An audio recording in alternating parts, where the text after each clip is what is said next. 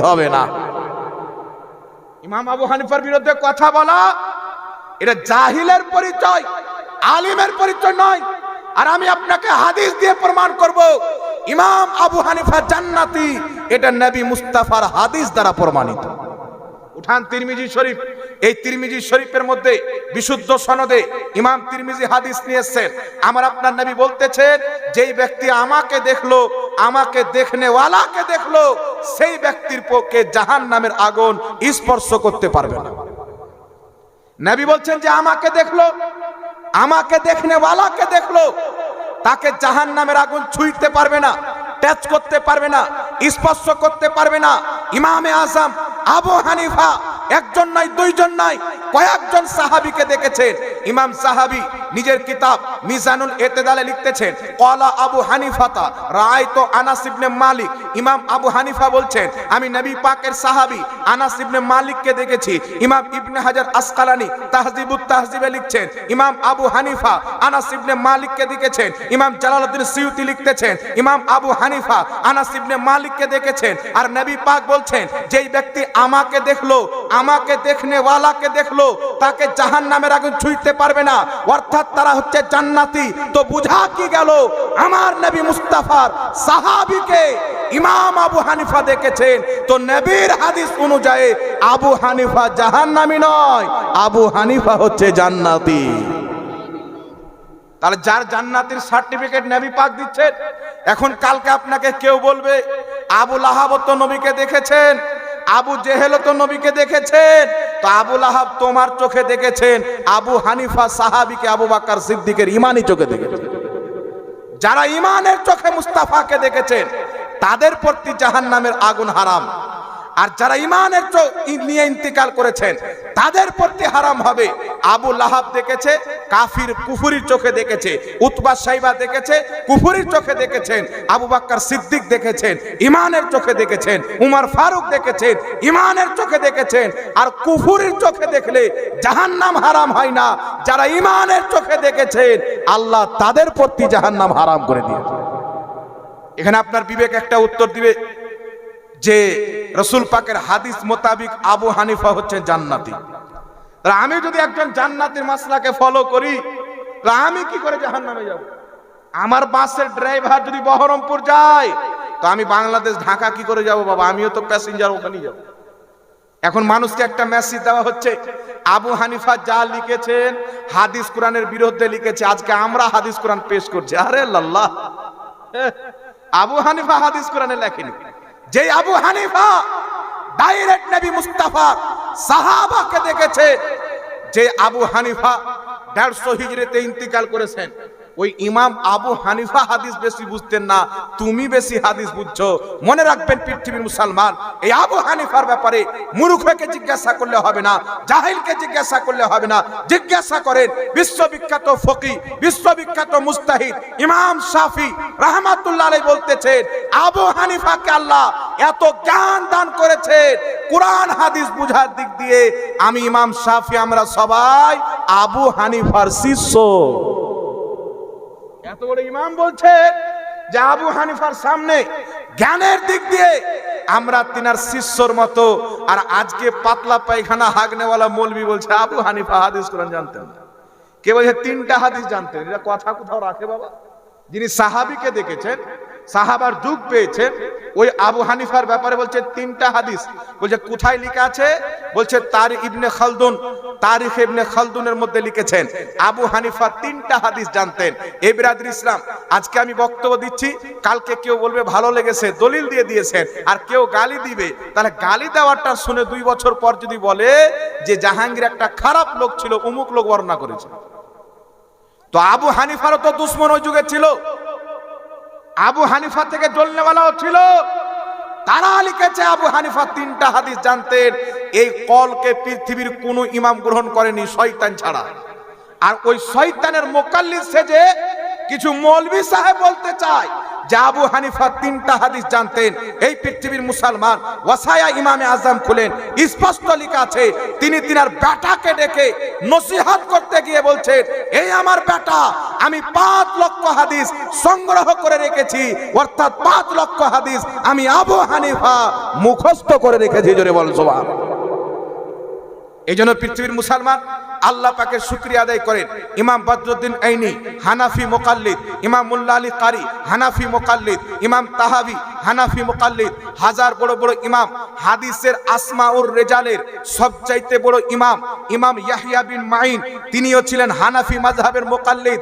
আল্লাহর ইজ্জতের কসম খেয়ে বলি, যারা বর্তমানে বলতে চাচ্ছে মাযহাব মানা হারাম, মাযহাব যিনারা মানতেন তিনাদের কিতাবগুলিকে যদি পড়া বাদ দিয়ে দেয়, মৌলবি হওয়া তো দূরের কথা, মুন্সিও হতে পারবে না,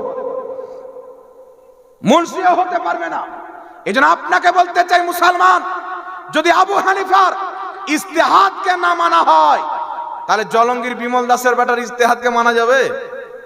জি, তার মানা যাবে? তো আপনাকে বোকা বানাচ্ছে। ধরেন একজন মৌলভী সাহেব বলছেন মাযহাব মানা যাবে না, কালকে আপনি মাযহাব ছেড়ে দিলেন, তাহলে মাযহাব না মানার ক্ষেত্রে আপনি ওই মৌলবীর মাযহাবকে মানবেন, মাযহাবের বাইরে কেউ নাই। এই জন্য পৃথিবীর মুসলমান যেইগুলোর মুন্সি বলে মাযহাব মানা যাবে না, আমি তাদেরকে বলতে চাই, তোমাদের লামাযহাবী আহলে হাদিসদের সবচাইতে বড় ইমাম ইবনে তাইমিয়া হাম্বলি মাযহাবের মুকাল্লিদ ছিল। ইমাম ইবনে কাইয়িম তোমাদের ইমাম হাম্বলি মাযহাবের মুকাল্লিদ ছিল। ওয়াহাবী মতবাদের প্রতিষ্ঠাতা মুহাম্মদ বিন আব্দুল ওয়াহাব নজদি হাম্বলি মাযহাবের মুকাল্লিদ ছিল।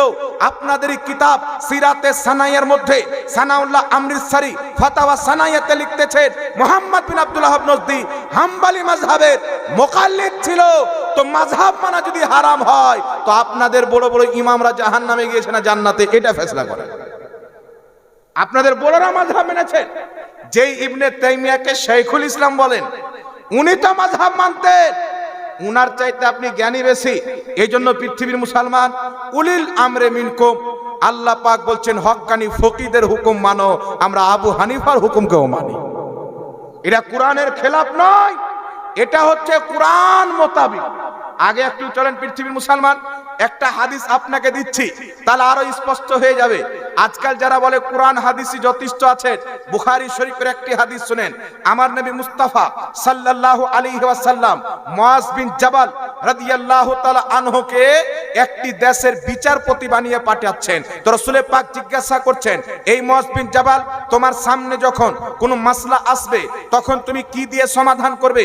তিনি উত্তরে বলতেছেন, ইয়া রাসূলুল্লাহ, ইয়া হাবিবাল্লাহ, আমার সামনে যদি কোনো মাসলা আসে, আমি আল্লাহর কোরআন দিয়ে ফয়সালা করব। কি দিয়ে ফয়সালা করব? কোরআন দিয়ে। রাসূল পাক বলছেন, তুমি যদি কোরআন পাকে না পাও, কাকে বলছেন? সাহাবী মুআজ বিন জাবাল। সাহাবীদের মধ্যে যিনারা সবচাইতে বেশি জ্ঞানী গুণী ছিলেন, তাদের মধ্যে একজন হচ্ছে হযরতে মুআজ বিন জাবাল।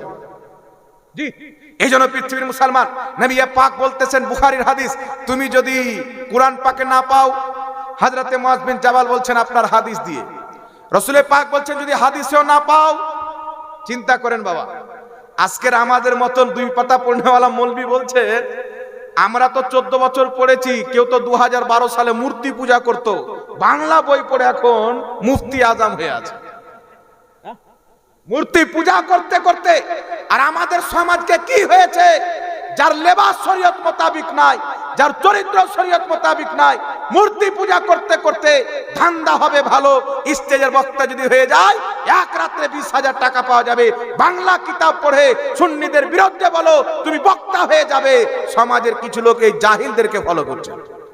এই জন্য আমার আপনার নবী 1450 বছর পূর্বে বলেছেন, কিয়ামতের পূর্বে ইলম উঠিয়ে নেওয়া হবে, ইলম উঠিয়ে নেওয়া হবে। বড় বড় যারা আলিম, কোরআন হাদিসের গভীর জ্ঞান রাখে, তাদেরকে আল্লাহ মত দান করবেন। আলিমরা যখন ইন্তিকাল করবেন, তো জাহিলরা ধর্মের গুরু সাজবে, মূর্খদেরকে মানুষ ধর্মের গুরু বানাবে। বাংলা কিতাব পড়বে 2-3টা, অতটুকুকে ইসলাম মনে করবে। কূপের মধ্যে যখন ব্যাঙ থাকে সে মনে করে এটাই হচ্ছে দুনিয়া, ও জানে না বাইরে কত বড় দুনিয়া আছে।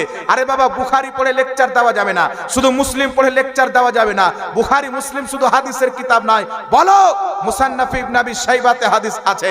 কোরআন পাক পড়ে শুধু বক্তব্য দেওয়া যাবে না, কোরআন পাকে পড়তে গেলে 22 রকমের জ্ঞান পড়তে হবে, 14 রকমের ইলম পড়তে হবে, তারপর গিয়ে বক্তা হবে। আর 2টা কিতাব পড়ে বক্তব্য দেওয়া মানে কুয়াকে গোটা দুনিয়া মনে করা। রাসূল পাক বলছেন মুআয বিন জাবাল সাহাবী রাসূলকে, যে সাহাবী দুনিয়ার কোন মাদ্রাসাতে নয়, মুহাম্মদ রাসূলুল্লাহর শিক্ষা প্রতিষ্ঠানে শিক্ষা অর্জন করেছে, নবীর কাছ থেকে হাদিস নিয়ে এসেছেন। নবী পাক বলছেন যদি কোরআন পাকেও না পাও, হাদিস শরীফেও না পাও, তাহলে কি করবে? তো মুআয বিন জাবাল রাদিয়াল্লাহু তাআলা আনহু বলতেছেন, ইয়া রাসূলুল্লাহ, ইয়া হাবিবাল্লাহ, আমার কাছে যে কোরআন হাদিসের জ্ঞান আছে সেটাকে সামনে রেখে আমি কিয়াস করে ফতোয়া দেব, কিয়াস করে ফতোয়া দিব। আমাকে যেটা কোরআন হাদিস মোতাবেক মনে হবে আমি সেই ফতোয়া দিয়ে ফয়সালা করব। আমার আপনার নবী বললেন না কোরআন থাকতে হাদিস থাকতে কিয়াস করে কেন ফতোয়া দিবে? আমার নবী খুশি হয়ে সমর্থন করে তোমার তিনাকে বিদায় দিলেন, আর নবী পাক তিনাকে বিদায় দিয়ে এটা প্রমাণ করে দিলেন যে কোরআন হাদিস ও ইসলামের দলিল। আর কোরআন হাদিস দ্বারা বিজ্ঞ ফকিহ যারা যে কিয়াস করে ফতোয়া দেয় সেটাও হচ্ছে একটা ইসলামের দলিল। এটা আমার নবীর হাদিস, বুখারী প্রমাণ করে। মুসলমান তাহলে এখন যারা বলতেছে কিয়াস মানা চলবে না, আবু হানিফার ইজতিহাদ চলবে না, বুখারীর হাদিস বাদ দিল কে দিল না? জোরে বলতে হবে। কোরআন পাকের আয়াত উলিল আমর বাদ দিল কে দিল না? এজন্য বাবা শুনতে খুব ভালো লাগছে, কোরআন আর সহিহ হাদিসে আছে, কোরআন আর সহিহ হাদিসে আছে। ইমাম গাজালি রাহমাতুল্লাহ আলাইহি বলতেছেন আহিয়া উলুমুদ্দিন কিতাবে যদি কোনো ব্যক্তি বলে নবী করেনি, সাহাবী করেনি, তাই করা যাবে না, ও মূর্খ ব্যক্তি। কারণ প্রত্যেকটা বৈধ কাজ করে আমার নবী দেখিয়ে দেন। আমার নবী হাতে টমাটো নিলেন, একটু খেয়ে বললেন এটা হালাল, বাগুন নিলেন নিয়ে বলছেন এটা হালাল, আলু নিলেন নিয়ে বলছে এটা হালাল। এইরকম বিষয় নয়, হারামগুলিকে গণ্য দিয়েছেন, যেইগুলো হারাম নয় ওইগুলো কি আল্লাহ শরীয়তে হালাল করে রেখেছেন। আর যদি হালালের লিস্ট গণানো আরম্ভ করতো বাবা, বিরিয়ানি, চাউমিন, কোকা কোলা নাকি কত কিছু নাম দিলে কোরআন এত বড় থাকতো না বাবা, এত বড়। তখন আর কোরআন কেউ দান করতো না, 20-25 হাজার যখন দাম হয়ে গেল। এই জন্য আপনাদেরকে বলতে চাই, এই পৃথিবীর মুসলমান এই যে এইগুলো ফিতনা বেরিয়েছে আজ থেকে 1847 কম বেশি খুব বেশি হলো 200 বছর, এর পূর্বে এদের আবির্ভাব ছিল না। বড় বড় ইমামরা মাযহাবকে ফলো করেছে। আর লা মাযহাবিদের ইমাম ইবনে তাইমিয়া ফাতাওয়া মিসরিয়ার মধ্যে লিখতেছেন হানাফি, শাফি, মালিকি এই 4 মাযহাবের বাইরে ইসলামের কোনো দলিল খুঁজে পাওয়া যাবে না। কোনো ব্যক্তি যদি মাযহাব না মানে, কোনো মাযহাবের বিরোধিতা করে, ইবনে তাইমিয়া লিখতেছে তাদেরই ইমাম সেই ব্যক্তি পথভ্রষ্ট রয়েছে, বিভ্রান্তির মধ্যে রয়েছে, হকপন্থী তারা যারা 4টি মাযহাবের মধ্যে কোনো একটি মাযহাবকে মেনে জীবন যাপন করে। সৌদি আরবের বড় আলিম শেখ উসাইমিন আমাদের চাইতে তারা বেশি মানে, তারা বলতে চায় আমাদের আলিম। শেখ উসাইমিন একটি কিতাব লিখেছেন আল উসুল মিন ইলমিল উসুল, সেই কিতাবে একটি আয়াত কোট করেছেন ফাসআলু আহলা যিকরি ইন কুনতুম লা তা'লামুন। আল্লাহ পাক বলতেছেন যেটা তোমরা জানো না, যারা জানে তাদের কাছে গিয়ে জেনে নাও। এই আয়াতকে উল্লেখ করে শেখ উসাইমিন আল উসুল মিন ইলমিল উসুল কিতাবে লিখতেছেন মাযহাব মানা এটা হলো ফরজ। আমরা তো ওয়াজিব বলতাম, তাদের মৌলভী সাহেব লিখছেন শেখ উসাইমিন যে ফরজ। চিন্তা করছেন বাবা, সৌদি আরবের বড় মুফতি, তাদেরই গ্র্যান্ড মুফতি বলতেছেন মাযহাব মানা ফরজ। আর বাংলাদেশে দাসের বেটা, মুচির বেটা বলছে মাযহাব মানা যাবে না। অথচ ওকে যদি চেক করেন ও সবচেয়ে বড় মুকাল্লিদ, ওর বাংলা ছাড়া গাড়ি চলে না। আমরা তো টুকটাক আরবি পড়তে জানি কি জানি না বাবা, ফার্সি পড়তে জানি, উর্দু পড়তে জানি, বাংলাও পড়তে জানি, ইংলিশও পড়তে জানি, হিন্দিও পড়তে জানি, আর ওর বাংলা ছাড়া কোনো রাস্তা নাই। বুখারী শরীফ খুলে দেন, বলবে বাথরুম করে আসছে, আর খুঁজে পাবেন না।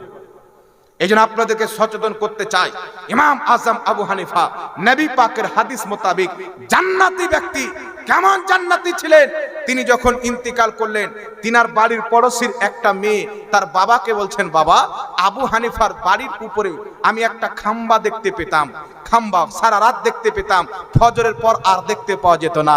আবু হানিফা যেই দিন থেকে ইন্তিকাল করেছেন সেই খাম্বাটার দেখতে পাচ্ছি না। উনার বাপ বলতেছেন, বেটি, ওটা খাম্বা ছিল না, আবু হানিফা সারা রাত আল্লাহর ইবাদত করতেন দাঁড়িয়ে দাঁড়িয়ে, ওটা খাম্বা ছিল না। এত বড় আবিদ ছিলেন।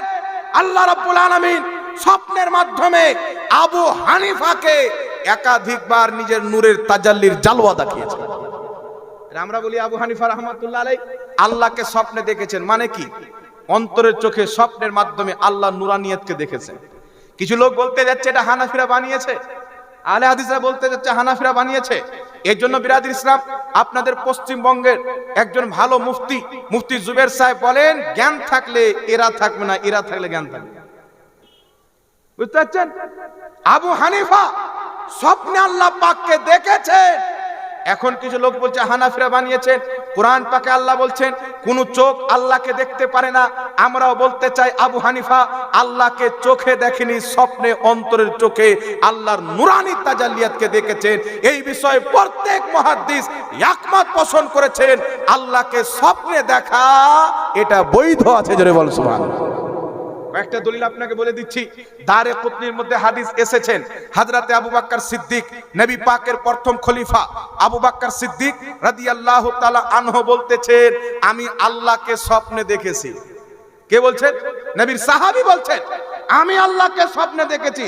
তারপর চলে আসেন ইমাম ইবনে হাজার আসকালানি, বুখারী শরীফের শারা ফাতহুল বারীর মধ্যে লিখতেছেন, আল্লাহকে স্বপ্নে দেখা সম্ভব, এই বিষয়ে কাউরির কোনো মতভেদ নাই, সবাই একমত। ইমাম নববী রাহমাতুল্লাহ আলাইহি শারহে মুসলিমের মধ্যে লিখতেছেন, আল্লাহকে স্বপ্নে দেখা সম্ভব, এই বিষয়ে সকল মুহাদ্দিস একমত, কাউরির কোনো মতভেদ নাই। আর ইবনে তাইমিয়া জাহমিয়াদের রদ্দে একটি কিতাব লিখেছেন, আহলে হাদিসদের ইমাম, তাদের শাইখুল হাদিস ইবনে তাইমিয়া বলছেন, আল্লাহকে স্বপ্নে দেখা সম্ভব, এটাকে কেউ যদি অস্বীকার করে, ইবনে তাইমিয়া বলছেন ওই হলো বেরেন্টাল, পাগলা লোক। ওদের ইমাম লিখছে ও বোকা লোক, পাগল লোক। যারা বলে স্বপ্নে আল্লাহকে দেখা যাবে না, এরা হলো মূর্খ। তাদের মৌলবীর ফতোয়া অনুযায়ী রাস্তার পাগলের মধ্যে আর তাদের মধ্যে কোনো তফাৎ নাই। কিন্তু প্রত্যেক মুহাদ্দিস, প্রত্যেক ফুকাহা, সাহাবায়ে কেরাম পর্যন্ত থেকে প্রমাণিত, আল্লাহকে স্বপ্নে দেখা এটা জায়েজ আছে। জোরে বলেন সুবহানাল্লাহ। আমি দেখতে পাচ্ছি না তাই বিশ্বাস করব না? আমার চোখ আর তাদের চোখ এক। রাসূল পাক বলতেছেন, আল্লাহ ওয়ালাদের দৃষ্টি থেকে বেঁচে থাকো, তোমরা মাথার চোখে দেখো, আল্লাহ ওয়ালারা আল্লাহর নূর দিয়ে দেখে। জোরে হবে না সুবহানাল্লাহ। এই জন্য পৃথিবীর মুসলমান আবু হানিফা রাহমাতুল্লাহ আলাইহি আল্লাহকে দেখেছেন। এই মর্মে কোন পৃথিবীতে এমন কোন মৌলবি আসেনি, কিয়ামত পর্যন্ত আসবে না, যে আল্লাহকে স্বপ্নে দেখা অসম্ভব এটা প্রমাণ করবে, কেউ পারবে না। ইবনে তাইমিয়া আহলে হাদিসের মৌলবি নিজেই লিখেছেন যে আল্লাহকে স্বপ্নে দেখা সম্ভব, এটা যদি কেউ অস্বীকার করে সেই ব্যক্তি কি হয়ে যাবে? পাগল ব্যক্তি। সে মূর্খ, পাগল ছাড়া এটাকে কেউ অস্বীকার করতে পারে না। তাই অনেক সাহাবা থেকে বর্ণনা হয়েছেন, তারাও আল্লাহকে স্বপ্নে দেখেছেন। ইমাম আবু হানিফাও দেখেছেন। কেমন দেখেছেন? আল্লাহ পাক যেমন দেখিয়েছেন তেমনই দেখেছেন। সুবহানাল্লাহ। কথা আমার বুঝতে পারছেন বাবা? এবার আগিয়ে চলেন। এই জন্য আমরা মাযহাবকে ফলো করি। ইমাম আজম আবু হানিফা যেমন ভাবে কোরআন হাদিসকে বুঝতেন, আমরা কিন্তু ততটুকু বুঝতে পারি না। এই জন্য ফিতনা ফাসাদ থেকে বাঁচার জন্য, গুমরাহ হওয়া থেকে বাঁচার জন্য আবু হানিফার মাযহাবকে মানতে হবে। একটু আমার দিকে লক্ষ্য করেন বাবা। আল্লাহ বলছেন কোরআন পড়ে অনেক লোক হেদায়েত পাবে, কোরআন পড়ে অনেক লোক পথভ্রষ্ট হবে। ইমাম সুফিয়ান বিন ওয়াইনা বলতেছেন, হাদিস কোন ব্যক্তি যদি শুধু হাদিস নিয়ে গবেষণা করে আমল করে, সেই ব্যক্তি পথভ্রষ্ট হয়ে যাবে। ইল্লাল ফুকাহা, কিন্তু মুজতাহিদ ব্যতীত, ফকিহ ব্যতীত, অর্থাৎ যারা ফকিহ রয়েছেন, মুজতাহিদ রয়েছেন, মুসলমানদের প্রতি জরুরি তাদের কাছ থেকে যেন হাদিসের ব্যাখ্যা বুঝে, কোরআন পাকের ব্যাখ্যা বুঝে, নচেত কোরআন হাদিস পড়ে নিজে নিজে যাচাই করতে গেলে পথভ্রষ্ট হয়ে যাবে। হেদায়েত তারাই পাবে যারা ফুকাহায়ে কিরাম যেইভাবে বুঝেছেন তাদের বুঝটাকে ফলো করে চলবে। আবু হানিফা যেমন ভাবে বুঝেছেন, ইমাম শাফি যেমন ভাবে বুঝেছেন, ইমাম সুফিয়ান সৌরি যেভাবে বুঝেছেন, আরো বিভিন্ন ইমাম যেইভাবে বুঝেছেন, সেইভাবে যারা বুঝেছেন তাদের বুঝটাকে মেনে চলতে হবে। এই জন্য যারা খালি হাদিস মানে হাদিস আর কিছুই মানে না, তাদের ব্যাপারে ইমাম আমাশ রাহমাতুল্লাহ আলাইহি বলতেছেন যে ওইগুলো হাদিস মান্যকারী আহলে হাদিস যারা শুধু হাদিস কোরআন করে, তিনি বলছেন আমার কাছে যদি পাগল কুকুর থাকতো আমি তাদের উপরে ছেড়ে দিতাম। এটা ইমাম আমাশ বলছে, বাবা আমার বক্তব্য না। তাদের প্রতি আমি কুকুর ছেড়ে দিতাম, কারণ তারা মানুষকে গোমরাহ করে। হেদায়েত তো তারাই পেয়েছে যারা চার মাযহাবের মধ্যে একটি মাযহাবের প্রতি অটল হয়ে দাঁড়িয়ে আছে। আর এটা কোরআন হাদিসের বাইরে নয়, এটা হচ্ছে কোরআন হাদিস মোতাবিক। জোরে বল সুবহানাল্লাহ। এবার আগে চলেন পৃথিবীর মুসলমান, এবার আপনাকে কিছু আকীদার কথা বলি। মাযহাবের কথা এই জন্য বললাম, সমাজে কিছু লোক আছেন মানুষকে বলতে চায় যে হ্যাঁ হানাফি কেন বলবো। বলছে আবু হানিফা কি জানে যে আমার নামে মাযহাব তৈরি করা হয়েছে? আবু হানিফা কি জানে যে আমার নামে মাযহাব তৈরি করা আছে? আমি বলতে চাই যে এটা কোন জাহিল বলেছে, কোন ইমাম বলেছে একটু দেখাও। এটা তো কোন ইমাম বলে থাকবে? তোমার মতন মূর্খ আপত্তি করে দিলে, আপত্তিও তো রুলস অনুযায়ী করতে হবে, নিয়ম অনুযায়ী করতে হবে। পাগলের মতন আপত্তি করে দিলে কিন্তু চলবে না। এই পৃথিবীর মুসলমান একটু আমার দিকে লক্ষ্য করেন। বলা হচ্ছে কি আবু হানিফার মাযহাব তৈরি করেছেন 300-400 বছর পর। কিছু লোক বলতে চায় এটা একটা মিথ্যা কথা, অনেক আগে মাযহাব তৈরি হয়েছে। তার আগে সাহাবায়ে কেরাম কোন মাযহাব মানতেন? আপনারা ধ্যান দিয়ে শুনছেন না শুনেন না বাবা? ঠান্ডা লাগছে নাকি? একটু লক্ষ্য করে শুনেন, নিজের অন্তরে কথাগুলিকে নোট করেন। আচ্ছা, তোমরা যে হানাফি মাযহাব মানছো, তো আবু হানিফার আগে সাহাবারা কি কোনো মাযহাব মানতেন? আবু হানিফা কোন মাযহাব মানতেন? এখন আপনাকে বলি বাবা, আবু হানিফা ছিলেন মুজতাহিদ। মুজতাহিদ কাকে বলা হয়? যাকে কোরআন হাদিসের কমপ্লিট জ্ঞান আল্লাহ দান করে তাকে মুজতাহিদ বলা হয়। যারা কোরআন হাদিস থেকে নিজে নিজে মাসলা বের করতে পারবে তাদেরকে মুজতাহিদ বলা হয়। আর মুজতাহিদের জন্য মাযহাব মানা লাগে না, উনি নিজেই মাযহাব। কথা বুঝতে পারছেন? নিজেই। তো আবু হানিফা কোন মাযহাব মানতেন? উনি ডাইরেক্ট কোরআন হাদিস থেকে ইজতিহাদ করে মাসলা প্রদান করতেন। সাহাবীরা কোন মাযহাব মানতেন? আমার দিকে লক্ষ্য করেন, সাহাবীরাও মাযহাব মানতেন। এই পৃথিবীর মুসলমান সাহাবীগণের মধ্যে আব্দুল্লাহ ইবনে আব্বাস, আব্দুল্লাহ ইবনে উমর, আরো কয়েকজন সাহাবী ছিলেন যারা চরম জ্ঞানী ব্যক্তি ছিলেন, বহুত বড় জ্ঞানী ব্যক্তি। এই জ্ঞানী ব্যক্তিদের মাযহাব প্রত্যেক সাহাবী ফলো করতেন। কোন সাহাবী আব্দুল্লাহ ইবনে উমরের মাযহাব মানতেন, কোন সাহাবী হযরত ইবনে আব্বাসের মাযহাব মানতেন, কোন সাহাবী আব্দুল্লাহ ইবনে মাসউদের মাযহাবকে মানতেন। তো সাহাবায়ে কেরামরাও বড় বড় বিজ্ঞ সাহাবীদের মাযহাবকে ফলো করেই চলতেন। জোরে বল সুবহানাল্লাহ। কথা